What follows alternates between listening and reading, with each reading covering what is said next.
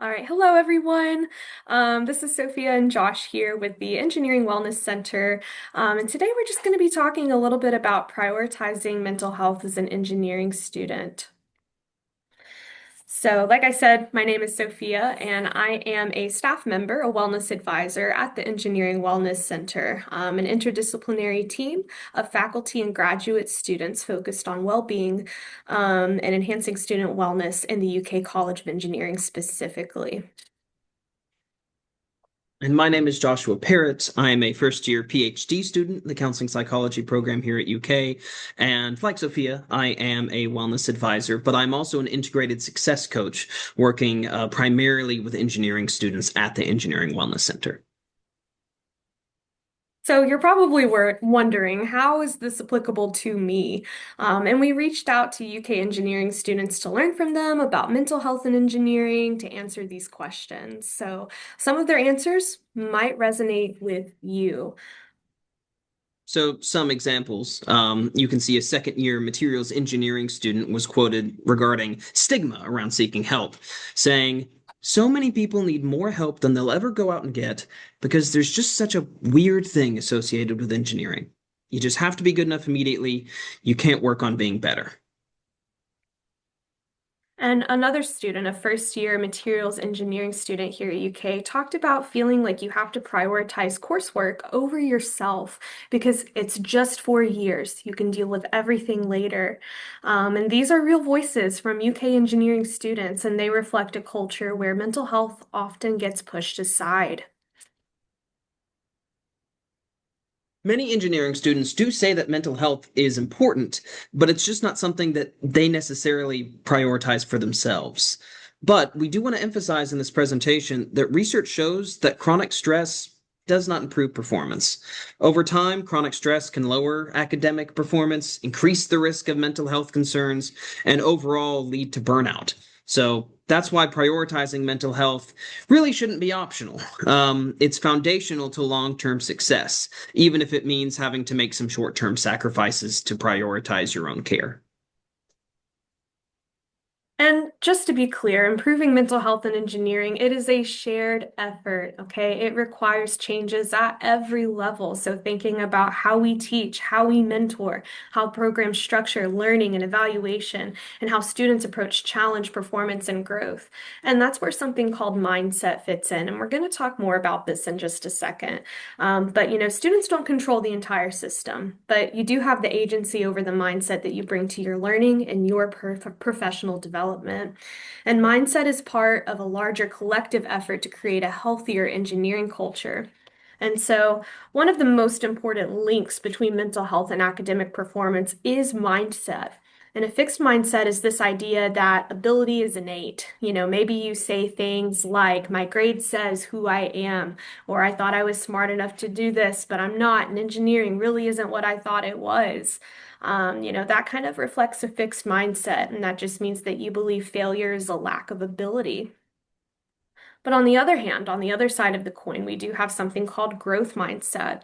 And that's just the belief that ability develops over time. And it sounds like, did I raise my hand in class? Yes, it shows I'm trying. Did I pay attention? Yes. Overall, you just focus more on your effort rather than the result. This is just the belief again that ability develops over time and that struggle can lead to growth.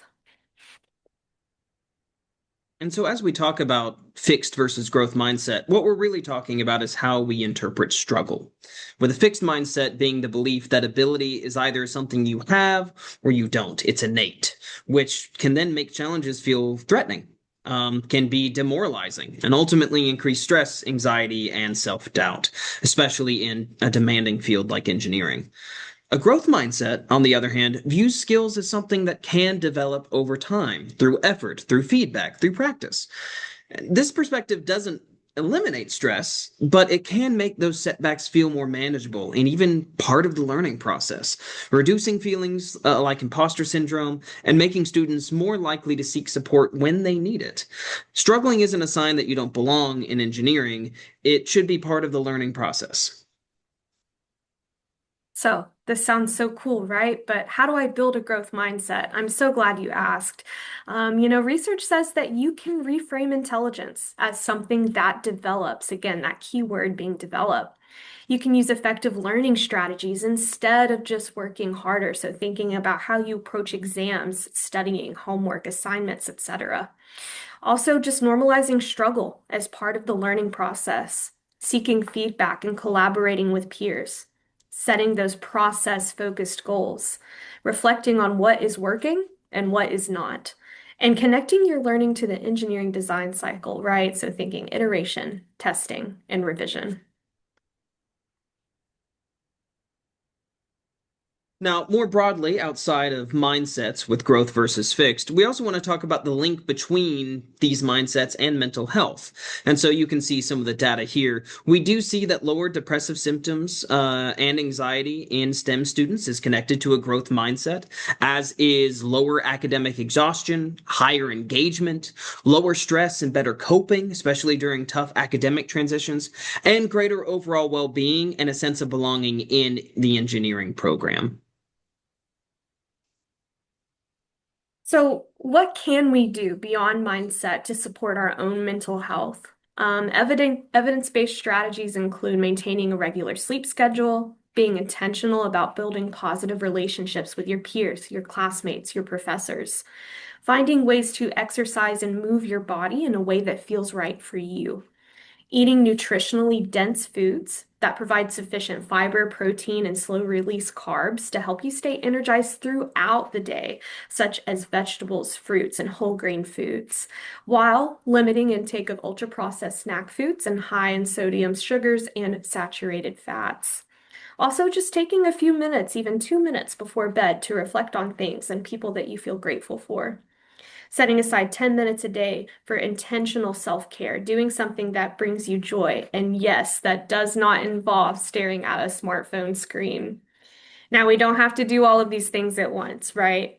But pick one of these things and maybe try to implement it this week and see how that feels for you. Start small. Aim for achievable incremental improvements in these things over time, sticking to these efforts even during weeks when our busy schedules beg us to abandon that self-care. Even just choosing one of these can be very beneficial. Yeah, I love Sophia's comments on that, and it may feel ambitious to try to do them all. So even just choosing one of those tasks that feels most realistic and most beneficial can be really helpful.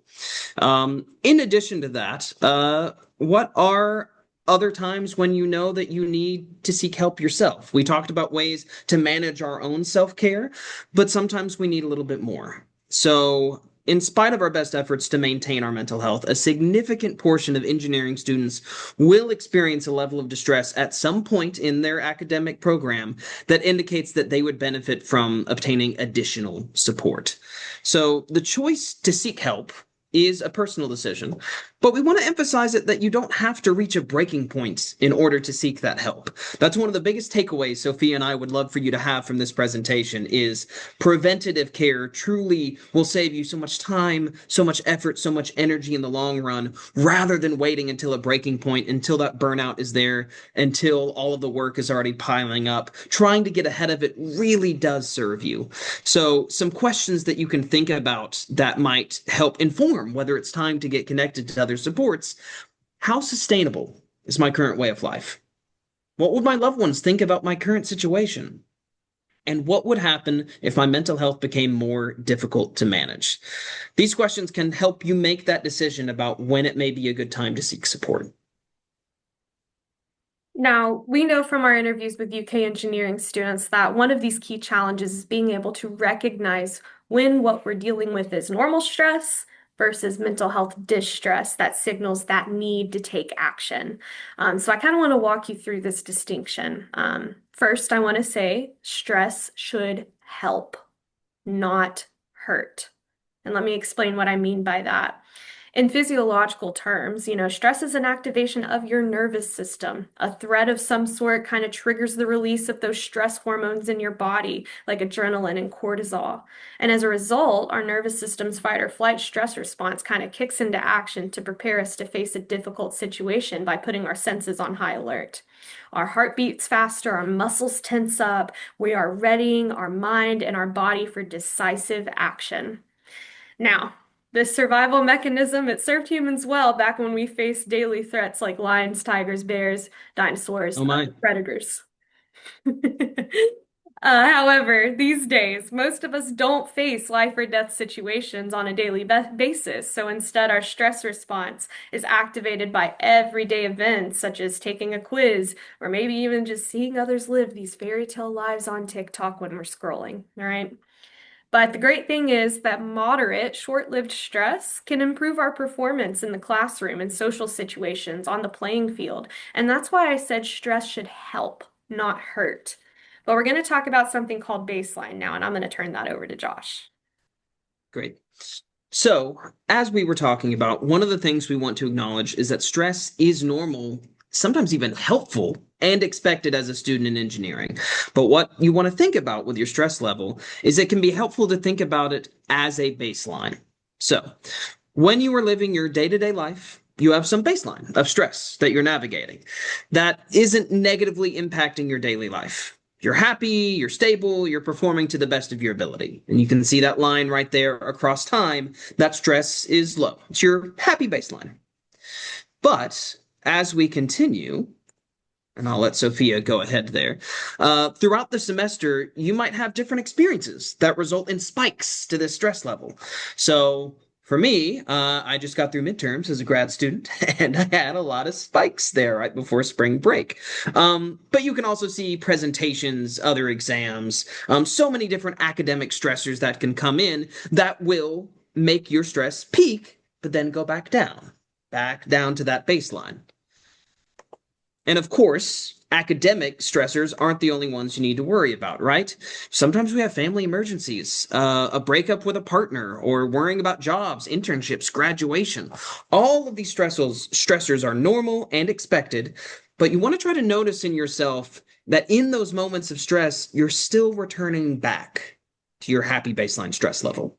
The stress should not be accumulating over time, but you should be able to recover in between these stressful experiences. And when it doesn't look like that, that's when it starts to become concerning. So you can see right here that the baseline has now shifted. It is now a little bit higher, showing that there may be chronic stress. This is when stress starts to accumulate, becoming unhealthy, leading to burnout, leading to other issues impacting you personally, socially, academically, all of it. Day-to-day functioning. This can happen when the demands we experience exceed our resources to cope, and our brain gets stuck in a constant state of fight or flight, chronic stress. This is what we want you to try to recognize in yourself and use as a sign that you might want to reach out for additional support that can help you better cope with all of this chronic stress. And I will give it back to Sophia. So, after talking about stress versus distress, you might wonder, how do I know when it's time to get support? Okay. And, the reality is that this shift can be very difficult to recognize. So, here are some potential signs of this shift from stress into mental health distress. Okay. In the emotional domain, you might see symptoms of chronic irritability, frustration, loneliness. Maybe cognitively, you feel like you're having more racing thoughts. Maybe, you're imagining you're laying down for bed, things are quiet, and your brain just won't turn off. You have a steady stream of thoughts about everything you need to do and worry about, and the thoughts are so hard to quiet down.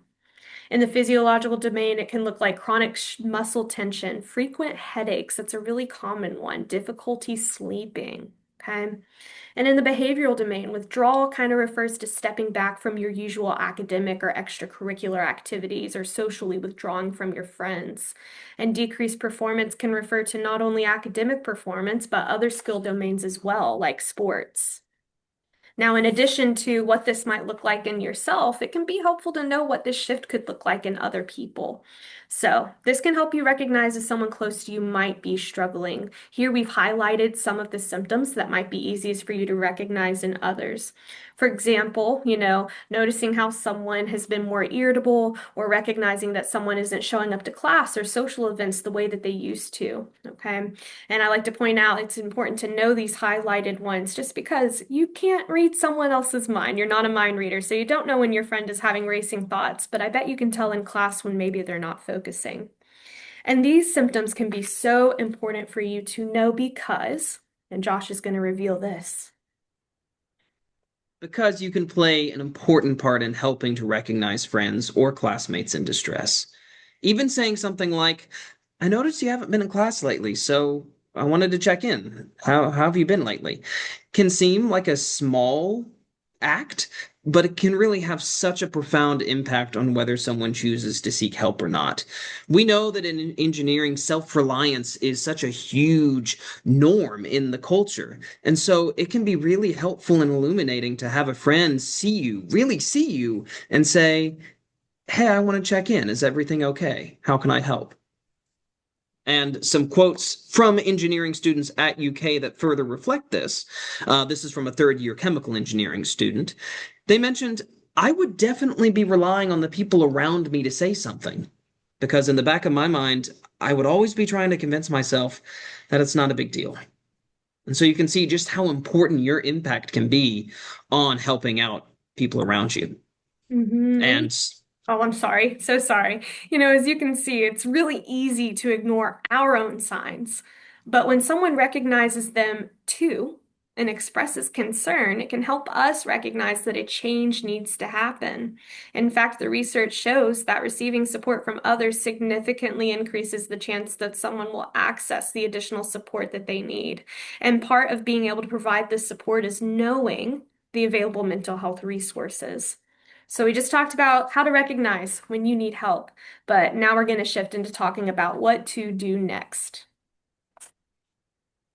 there's going to be a lot of info on the next following pages. So if we go fast, I encourage y'all pause, take pictures, rewatch this video if it's helpful.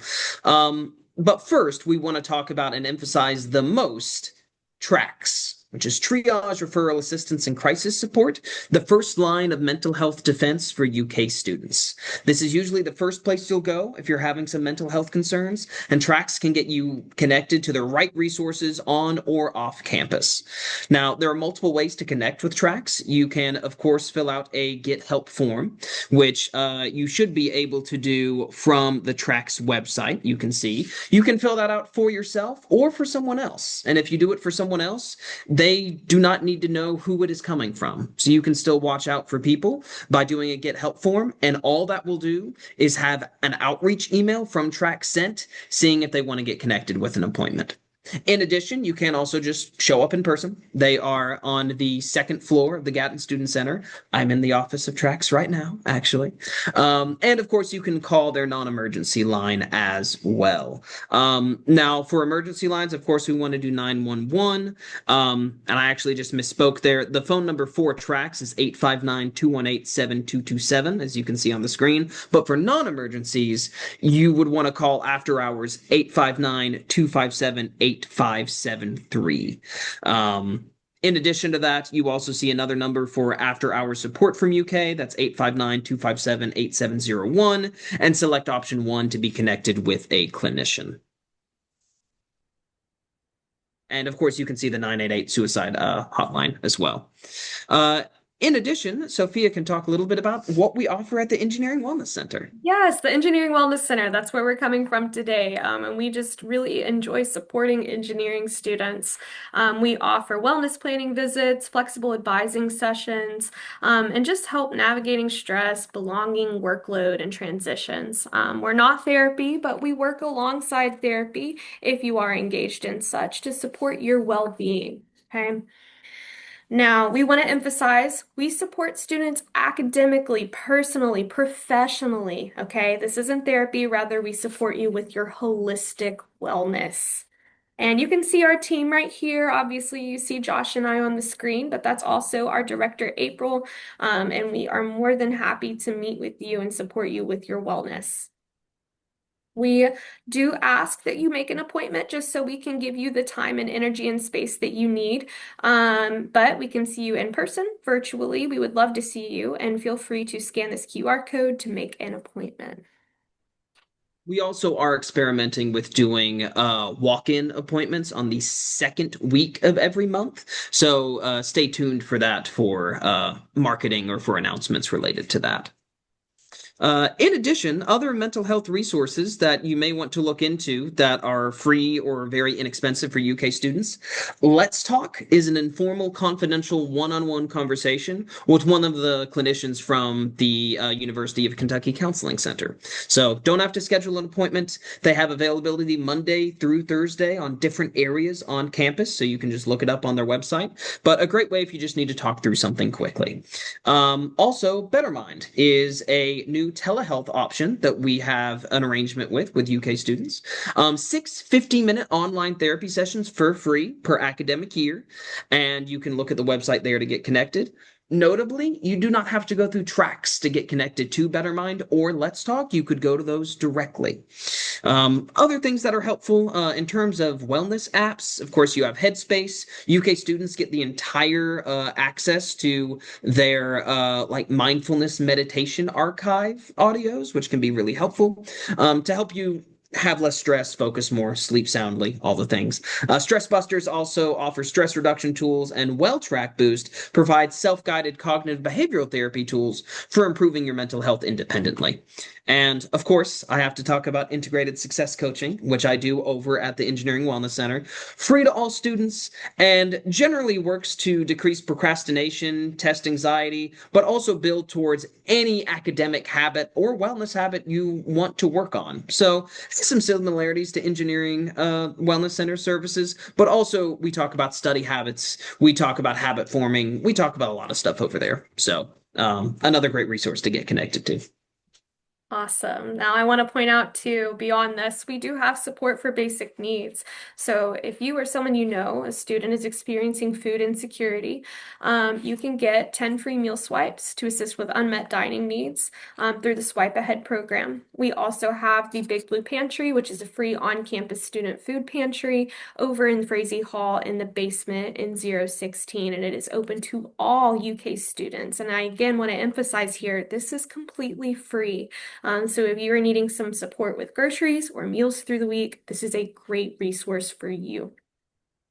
And Some lastly, additional, oh, go ahead. please go ahead, Josh. No, no, you go right on. Some additional wellness supports, of course, that are available to UK students. I'm going to run through these fairly quickly, but look at the QR code if you want to find more information on these. The Disability Resource Center is where students can obtain course accommodations for their disabilities. The Violence Intervention and Prevention Center, or the VIP Center, is where students can receive support related to sexual or gender-based violence. The Office of Institutional Equity and Opportunity, where students can seek accountability and support regarding incidents of discrimination and harassment. The Office of LGBTQ Resources, which provides support related to diverse sexualities and gender identities. The Martin Luther King or MLK Center, where students can access academic leadership and cultural exchange opportunities. Are just a couple of examples, but is not an exhaustive list. So I encourage you to check out all the different resources that UK does offer students. And lastly, we do want to thank the Jacoby family for supporting these presentations and for advocating for mental health in honor of their son, William Paul. The last thing we want to emphasize is that you all have free access to an incredible array of mental health resources while you are a student at UK. Resources that are much more costly and difficult to access in the community once you graduate. So, now is the time to get what your tuition paid for by utilizing these wellness resources to help you prioritize your mental health, access the support that you deserve, and develop sustainable wellness habits that can serve you well now and for the rest of your professional life. So, thank you all so much for your time. We would love to see you at the Engineering Wellness Center.